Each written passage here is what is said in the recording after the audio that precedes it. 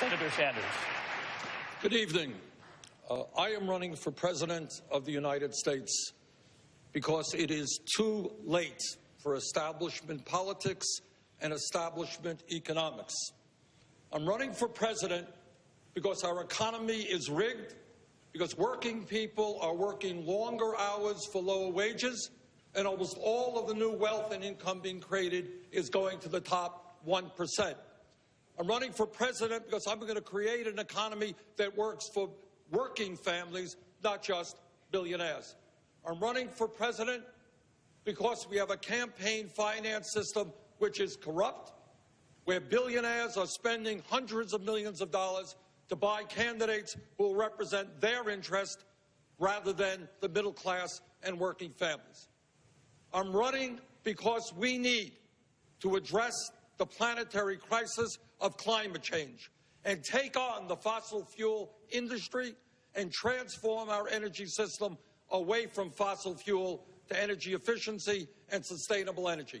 I'm running for president because I want a new foreign policy, one that takes on ISIS, one that destroys ISIS, but one that does not get us involved in perpetual warfare in the quagmire of the Middle East, but rather works around a major coalition of wealthy and powerful nations supporting Muslim troops on the ground.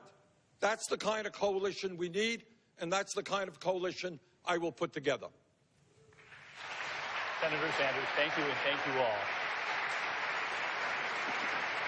We do have a lot of important issues to get here tonight, and we want to address the controversy of the last 24 hours right off the top, because we heard some of the most heated rhetoric of the campaign so far between two of the campaigns on this stage tonight.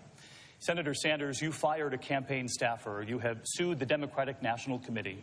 All of this after your campaign acknowledged that some of your staffers, quote, irresponsibly accessed data from another campaign. The Clinton campaign called this a very egregious breach of data and ethics and said, quote, our data was stolen. Did they overstate this, or were your staffers essentially stealing part of the Clinton playbook? All right, David, let me give you a little bit of background here. The DNC has hired vendors. On two occasions, there were breaches in information. 2 months ago, our staff found information on our computers from the Clinton campaign. And when our staff has said, whoa, what's going on here? They went to the DNC quietly. They went to the vendor and said, hey, something is wrong. And that was quietly dealt with. None of that information was looked at. Our staff at that point did exactly the right thing. A few days ago, similar incident happened. There was a breach because the DNC vendor screwed up. Information came to our campaign. In this case, our staff did the wrong thing. They looked at that information. As soon as we learned that they looked at that information, we fired that person.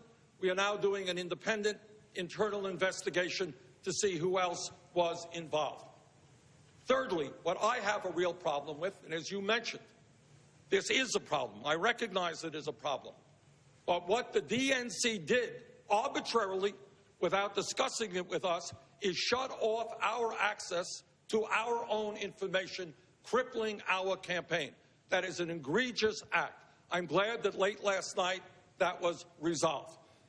Fourthly, I look forward to working with Secretary Clinton for an investigation, an independent investigation, about all of the breaches that have occurred from day one in this campaign, because I am not convinced that information from our campaign may not have ended up in her campaign. Don't know that.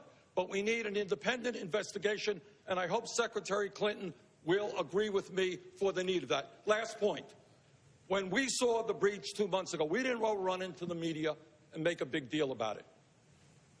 And it bothers me very much that rather than working on this issue to resolve it, it has become many press releases from the Clinton campaign later.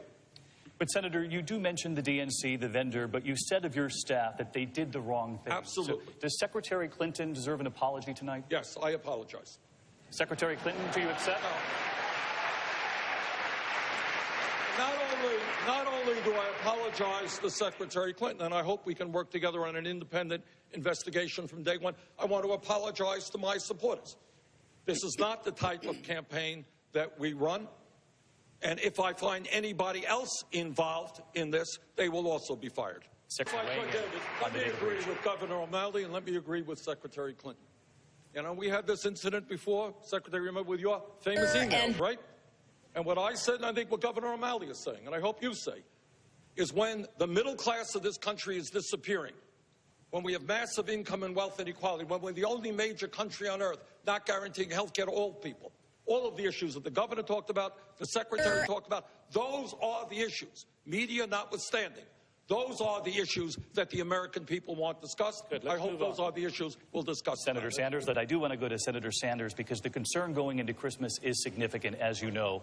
A new ABC News poll shows 77% of Americans have little or no confidence in the government's ability to prevent a lone wolf attack. How would you specifically find would-be terrorists who are going undetected? I'm one of the 77%. I think this is a very difficult issue, and let me agree with much of what the Secretary and the Governor have said. But let me tell you what I think we have got to do. I think it's a two-pronged issue. Number one, our goal is to crush and destroy ISIS. What is the best way to do it? Well, I think there are some differences of opinion here, perhaps between the Secretary and myself. I voted against the war in Iraq because I thought unilateral military action would not produce the results that were necessary and would lead to the kind of unraveling and instability that we saw in the Middle East. I do not believe in unilateral American action. I believe in action in which we put together a strong coalition of forces, major powers and the Muslim nations. I think one of the heroes in a real quagmire out there, in a dangerous and difficult world, one of the heroes who we should recognize in the Middle East is King Abdullah II of Jordan. This small country has welcomed in many refugees, and Abdullah said something recently very important. He said, yes, international terrorism is by definition an international issue, but it is primarily an issue of the Muslim nations who are fighting for the soul of Islam. We, the Muslims, should lead the effort on the ground, and I believe he is absolutely right. Senator, thank you. Senator Sanders, we've seen those long lines of people buying guns in record numbers after the Paris attacks. Would you discourage people from buying guns? It's a country in which people choose to buy guns. I think more than half of the people in my own state of Vermont, my guess here in New Hampshire, are gun owners. That's the right of people. But this is what I do believe.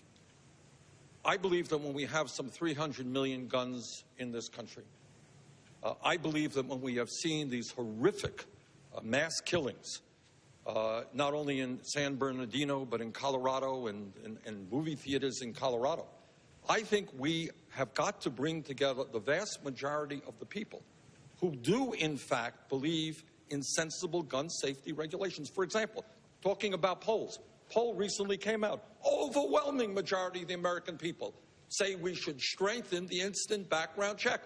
Who denies that it is crazy? Who denies that it is crazy to allow people to own guns who are criminals or are mentally unstable? We've got to eliminate the gun show loophole. In my view, we have got to see that weapons designed by the military to kill people are not in the hands of civilians. I think there is a consensus. I'm not going to say that everybody is in agreement. It's a divided country on guns, but there is a broad consensus on sensible gun safety regulations that I, coming from a state that has virtually no gun control, will do my best to bring together. Martha, we can do all the great speeches we want, but you ain't going to succeed unless there is a consensus. Right. In 1988, just to set the record straight, Governor, I ran for the U.S. House. We have one House member from Vermont. 3 candidates in the race. One candidate said, you know what? I don't think it's a great idea that we sell automatic weapons in this country that are used by the military to kill people very rapidly. Gun people said there were 3 candidates in the race. You vote for one of the others, but not Bernie Sanders. I lost that election by 3 percentage points, quite likely for that reason. So please, do not explain to me, coming from a state where Democratic governors and Republican governors have supported virtually no gun control. Excuse me. Do not tell me that I have not shown courage in standing up to the gun people, in voting to ban assault weapons, voting for instant background checks, voting to end the gun show loophole, and now in a position to create a consensus in America on gun safety. Senator, thank you. I want to move on here. Senator Sanders, I did want to ask you about a neighbor in San Bernardino who reportedly witnessed packages being delivered to that couple's home, that it set off red flags, but they didn't report it because they were afraid to profile. What would you say to Americans afraid to profile? Is it ever acceptable? Well, the answer is obviously, if you see suspicious activity, you report it. That's the kind of a no-brainer. You know, if somebody is loading guns and ammunition into a house, I think it's a good idea to call 911. Do it. But I'm asking about profiling because a lot of people are afraid of that. I want to talk about something else, because Secretary Clinton, I think, made some interesting and good points. What you have now is a very dangerous moment in American history. Secretary is right. Our people are fearful. They are anxious on a number of levels. They are anxious about international terrorism and the possibility of another attack in America. We all understand that. But you know what else they're anxious about? They're anxious about the fact that they are working incredibly long hours. They're worried about their kids, and they're seeing all the new income and wealth, virtually all of it, going to the top 1%. And they're looking around them, and they're looking at Washington, and they're saying, the rich are getting much richer, I'm getting poorer. What are you going to do about it? What are you going to do for my kids? And somebody like a Trump comes along and says, I know the answers. The answer is that all of the Mexicans, they're criminals and rapists. We got to hate the Mexicans. Those are your enemies. We hate all the Muslims because all of the Muslims are terrorists. We got to hate the Muslims. Meanwhile, the rich get richer. So what I say to those people who go to Donald Trump's rallies, understand, he thinks a low minimum wage in America is a good idea. He thinks low wages are a good idea. I believe we stand together to address the real issues facing this country, not allow them to divide us by race or where we come from. Let's create an America that works for all of us, not the handful on top. Senator, thank you. David. Senator Sanders, we're going to move on. We're going to move on. We're going to move on. May I have a chance to respond to this issue? We're going to move on to the fight against ISIS. You're the one who told us we have to follow these rules and break it off. Yeah, but the rule includes equal. Get it? Okay. All right. Let's keep going. Thank you. Okay. Thank you. I do want to move to the fight against ISIS. Yes. For the people of New Hampshire, the brutality of ISIS is personal. James Foley grew up here, the first hostage, a journalist, brutally executed last year. You've all said ISIS is a ruthless enemy and must be stopped. Al-Qaeda as well. Senator Sanders, you voted to send U.S. ground forces to fight in a coalition to help destroy Al-Qaeda in Afghanistan.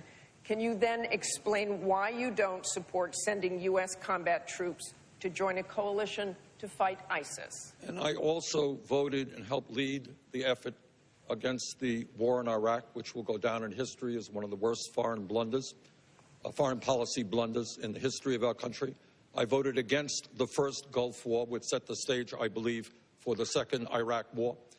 And what I believe right now, and I believe this is terribly important, is the United States of America cannot succeed or be thought of as the policeman of the world. That when there's an international crisis all over the world, in France and in the UK, hey, just call up the American military and the American taxpayers. They're going to send the troops, and if they have to be in the Middle East for 20 or 30 years, no problem. But why Al-Qaeda? Why not ISIS? I have a problem with that, Martha. What I believe has got to happen is there must be an international coalition, including Russia, a well-coordinated effort. But I agree, as I mentioned a moment ago, with King Abdullah. This is a war for the soul of Islam. The troops on the ground should not be American troops. They should be Muslim troops. I believe that countries like Saudi Arabia and Qatar have got to step up to the plate, have got to contribute the money that we need and the troops that we need to destroy ISIS with American support. The administration has tried that over and over again. If it doesn't work and this threat is so great, what's your plan B? My plan is to make it work, to tell Saudi Arabia that instead of going to war in Yemen, they, one of the wealthiest countries on earth, are going to have to go to war against ISIS. To tell Qatar that instead of spending $200 billion on the World Cup, maybe they should pay attention to ISIS, which is at their doorstep. I have a difference of opinion with Secretary Clinton on this. Our differences are fairly deep on this issue. We disagreed on the war in Iraq. We both listened to the information from Bush and Cheney. I voted against the war. But I think, and I say this with due respect, that I worry too much that Secretary Clinton is too much into regime change and a little bit too aggressive without knowing what the unintended consequences might be. Yes, we could get rid of Saddam Hussein, but that destabilized the entire region. Yes, we could get rid of Gaddafi, a terrible dictator, but that created a vacuum for ISIS. Yes, we could get rid of Assad tomorrow, but that would create another political vacuum that would benefit ISIS. So I think, yeah, regime change is easy. Getting rid of dictators is easy. But before you do that, you got to think about what happens the day after. And in my view, what we need to do is put together broad coalitions to understand that we're not going to have a political vacuum filled by terrorists, that in fact we are going to move steadily and maybe slowly toward democratic societies. In terms of Assad, a terrible dictator. But I think in Syria, the primary focus now must be on destroying ISIS and working over the years to get rid of Assad. That's the secondary issue.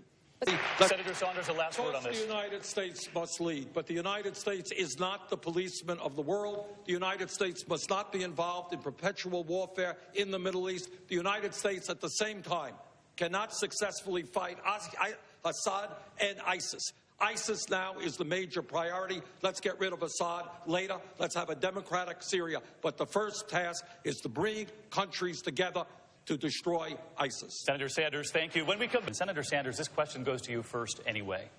In 1995, the median American household income was $52,600 in today's money. This year, it's $53,600. That's 20 more years on the job with just a 2% raise. In a similar time frame, raises for CEOs up more than 200%. To continue here, and Secretary, you'll get a chance on this too, but as I pointed out, the CEO pay up 200% in that time, for that family up just 2%. You've all said you would raise the minimum wage, but Senator Sanders, what else? Speak to that household tonight. 20 years, just a 2% raise. How, as president, would you get them a raise right away? First of all, we recognized that we have a rigged economy, as you've indicated. Middle class in this country for the last 40 years has been disappearing. Are we better off today than we were when Bush left office? Absolutely. But as you've indicated, for millions of American workers, people in New Hampshire, all over America, they're working longer hours for low wages, deeply worried about their kids. So what do? First statement we make is we tell the billionaire class they cannot have it all. For a start, they're going to start paying their fair share of taxes. Second of all we do is you raise the minimum wage to a living wage, $15 an hour over the next several years. Next thing we do, pay equity for women workers. Women should not be making 79 cents on the dollar compared to men. Next thing that we do, real unemployment, official unemployment 5%, real unemployment 10%, youth unemployment off the charts. We rebuild our crumbling infrastructure, our roads, our bridges, our rail system. We create 13 million jobs with a $1 trillion investment.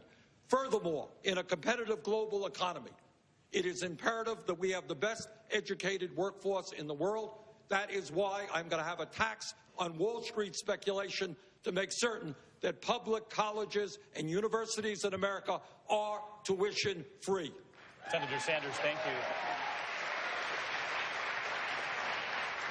Senator Sanders, I want to stay on this and ask you, how big a role does corporate America play in a healthy economy, and will corporate America love a President Sanders? No, I think they won't.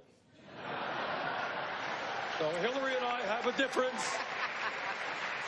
The CEOs of large multinationals may like Hillary. they ain't going to like me, and Wall Street is going to like me even less. And the reason for that is we've got to deal with the elephant in the room, which is the greed, recklessness, and illegal behavior on Wall Street. When you have 6 financial institutions in this country that issue 2/3 of the credit cards and 1/3 of the mortgages, when 3 out of 4 of them are larger today than when we bailed them out because they are too big to fail, we have got to reestablish Glass-Steagall. We have got to break the large financial institutions up. So I don't think, having said that, I don't think I'm going to get a whole lot of campaign contributions from Wall Street.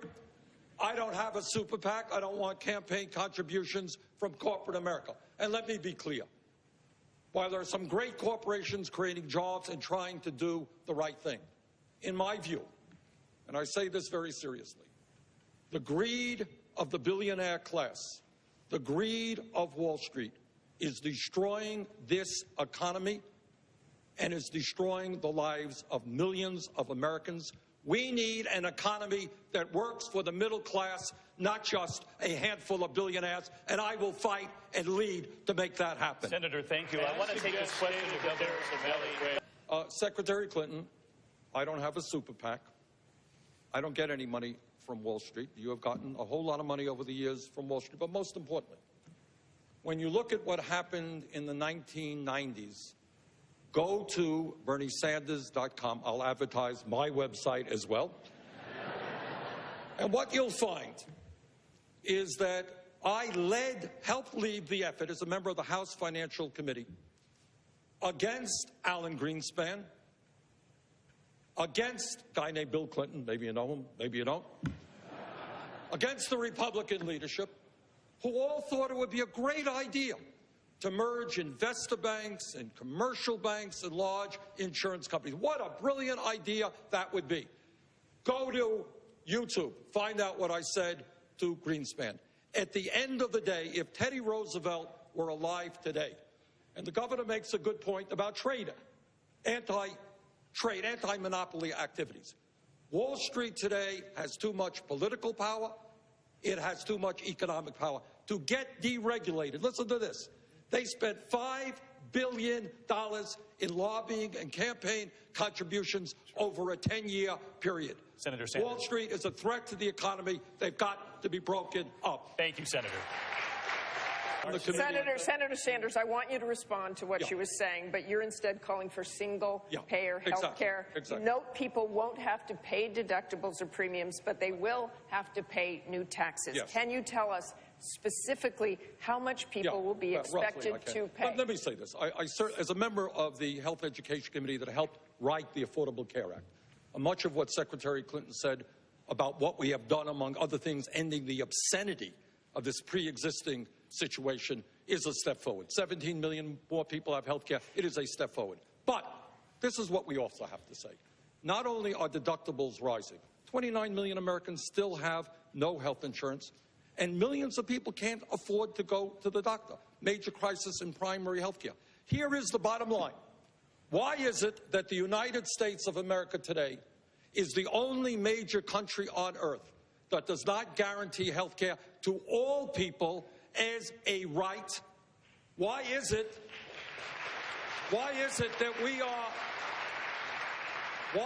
that we spend almost 3 times per capita as to what they spend in the UK, 50% more than what they pay in France, countries that guarantee health care to all of their people and in many cases have better health care outcomes? Bottom line, this ties into campaign finance reform.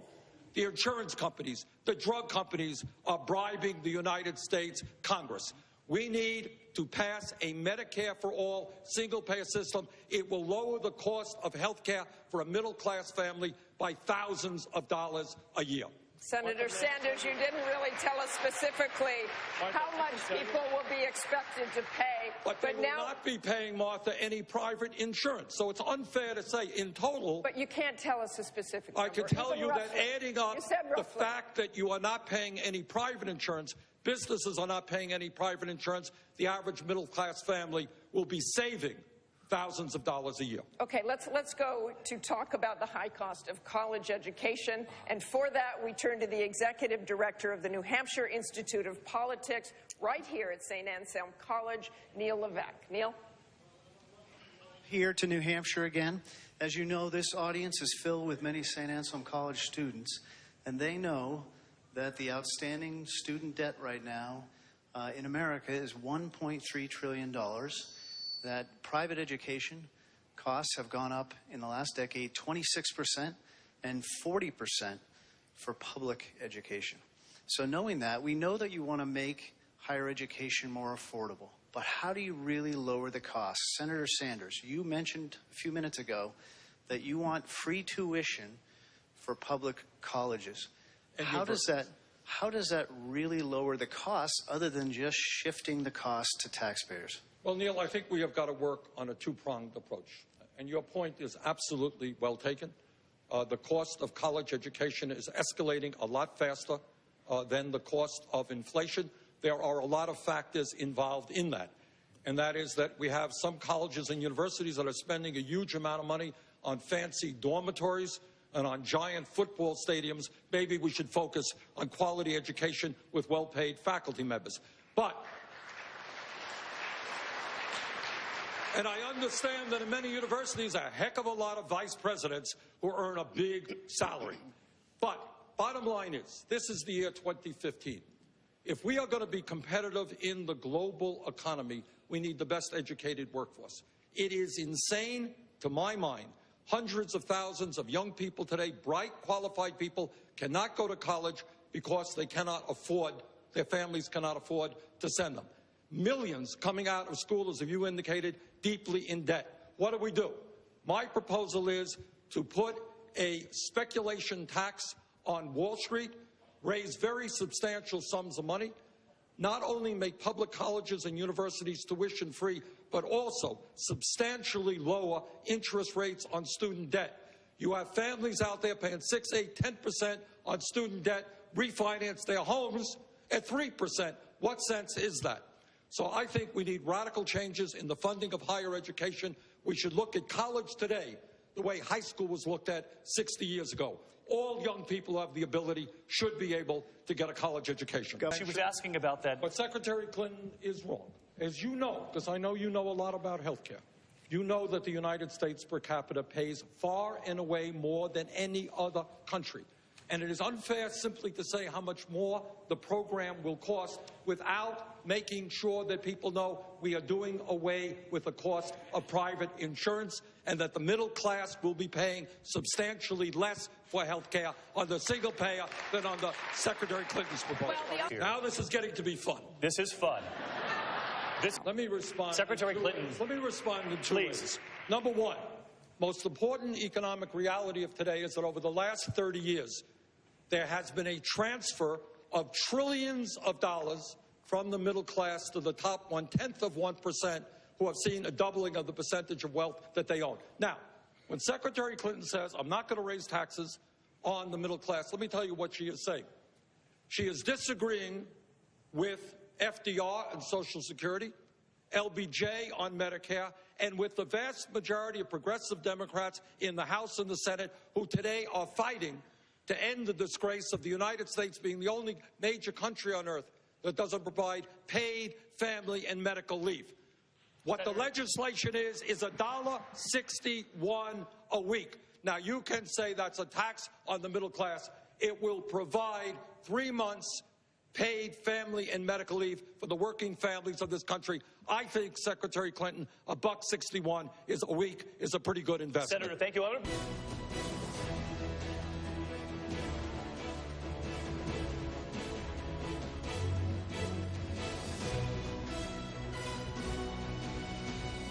And Senator Sanders, when you hear the FBI director calling it a chill wind blowing through American law enforcement, does that concern you as well when you... Well, this whole issue concerns me, and I agree with much of what the Secretary and the Governor have said. But let's be clear. Today in America, we have more people in jail than any other country on earth.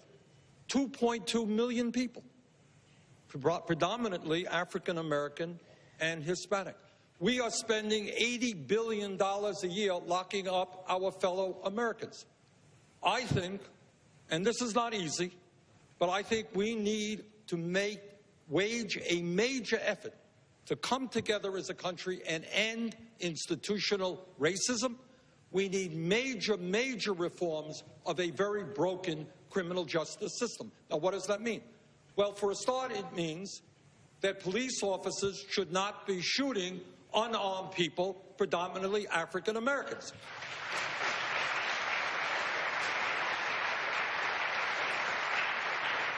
It means that we have to rethink the so-called war on drugs, which has destroyed the lives of millions of people, which is why I have taken marijuana out of the Controlled Substance Act, so that it will not be a federal crime.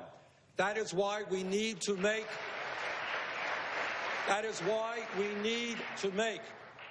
police, and I speak as a former mayor. I was a mayor for 8 years, worked very closely with the great police department. And what we did is try to move that department toward community policing so that the police officers become part of the community and not, as we see in some cities, an oppressive force. We need to make police departments look like the communities they serve in terms of diversity. We need to end minimal sentencing. We need basically to pledge that we're going to invest in this country in jobs and education, not more jails and incarceration. Senator, thank you. We want to turn now to an issue. This next issue has destroyed so many families across the country, and in particular right here in New Hampshire, heroin. And there's a stunning new figure out. A recent poll, 48% here in this state alone say they know someone who has abused heroin. We're going to turn tonight to Dan Toohey of the New Hampshire Union Leader, who has this question. New Hampshire has been hard hit by the heroin epidemic. We're on track to have twice as many overdose deaths this year as in 2013. What specifically would you do to address this crisis? Senator Sanders, I'm going to take this to you first because you've seen what's happened with heroin right on the border in your own state. Look, this is a tragedy for New Hampshire. It is a tragedy for my state of Vermont. It is a tragedy all over this country. The number of heroin deaths are growing very significantly. What do we do? Well, for a start, this may seem like a radical idea, but I think we have got to tell the medical profession and doctors who are prescribing opiates and the pharmaceutical industry that they have got to start getting their act together. We cannot have this huge number of opiates out there throughout this country where young people are taking them, getting hooked, and then going to heroin. Second of all, and the reason that I believe in a health care for all program, we need to understand that addiction is a disease, not a criminal activity. And that means radically changing the way we deal with mental health and addiction issues. When somebody is addicted and seeking help, they should not have to wait 3-4 months in order to get that help. They should be able to walk in the door tomorrow and get a variety of treatments that work for them. So those are some of the areas that I think we've got to move on. Senator, thank you. Senator Sanders. Senator Sanders. Look, the Secretary is right. This is a terribly complicated issue. There are no simple solutions. But where we have a disagreement is that I think if you look at the history of regime changes, you go back to Mossadegh in Iran, you go back to Salvador Allende, who we overthrew in Chile, you go back to overthrowing Saddam Hussein in Iraq, you go back to where we are today in Syria with a dictator named Assad. The truth is, it is relatively easy for a powerful nation like America to overthrow a dictator. But it is very hard to predict the unintended consequences and the turmoil and the instability that follows after you overthrow that dictator. So I think Secretary Clinton and I have a fundamental disagreement. I'm not quite the fan of regime change that I believe she is. A similar line of questioning. Senator Sanders, your wife Jane shares an office in your campaign headquarters in Burlington. We've seen the pictures, the desks right next to each other. Would she have a desk close by in the West Wing? Given the fact that she's a lot smarter than me, yes, she would. And let me, by the way, take this moment to congratulate Hillary Clinton, who I thought not only did an outstanding job as our First Lady, but redefined what that role could be. So I thank you very much for that.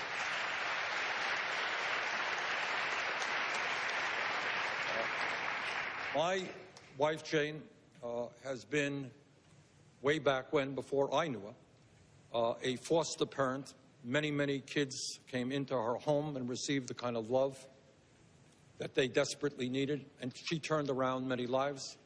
She is the best parent and grandmother that I know.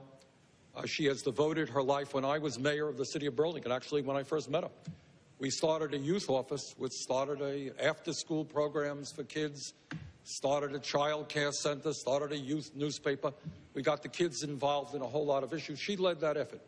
So I think at a time when so many of our kids are desperately looking for constructive activity, where too many of our kids are hanging around on street corners, potentially getting into trouble, I think we need a forceful advocate for the children, for teenagers, for the little children, to deal with a dysfunctional child care system. And I think my wife would do a great job in helping me accomplish those goals. Senator, thank you. He's now moved over to a Bernie Sanders watch party. Josh, what's the feeling in the room there? It's definitely a different scene, some more people. We're at a restaurant. We're not in one of their offices. I'm going to walk over here so I can hear myself talk. But I guess they know we're live, so they're making a lot of noise. There's a lot of swag here, supporters of all kind. And I want to talk to some real quick. This is Cesar Vargas. Cesar, how do you think your candidate's doing so far? Our candidate is doing great because he said that he's going to fight for an economy that works for everyone, all Americans, regardless of your background. As a Latino, this hits home, especially when my community works 2 to 3 jobs just to get by. And his vision is going to help all Americans in Iowa and across the country. And that is why Wall Street CEOs are not going to like him. What moment stood out to you so far? For me, the moment when he apologized, because that takes leadership to take responsibility and to move on to the issues that matter to the American people. And that is a real leader. And that was the moment where he apologized to Hillary Clinton. Josh Haskell, Bernie Sanders in Des Moines, back to you guys.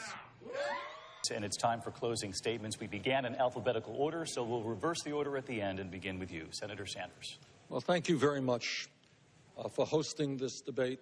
And let me applaud my colleagues up here, because I think, frankly, maybe I'm wrong, but on our worst day, I think we have a lot more to offer the American people than the right-wing extremists today.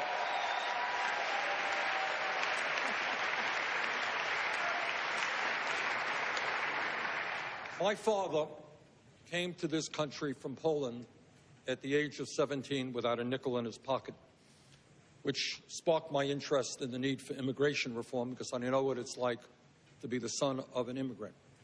We grew up in a 3.5-room rent-controlled apartment in Brooklyn, New York. My mother's dream, and she died very young, but my mother's dream for her whole life was to be able to get out of that rent-controlled apartment and own a home of her own. She never lived to see that. But what my parents did accomplish is they were able to send both of their sons to college. We were the first in the family. So I know something about economic anxiety and living in a family that does not have sufficient income. And that is why I am pledged, if elected President of the United States, to bring about a political revolution where millions of people begin to stand up and finally say, enough is enough. This great country and our government belong to all of us, not just a handful of billionaires. Thank you very much.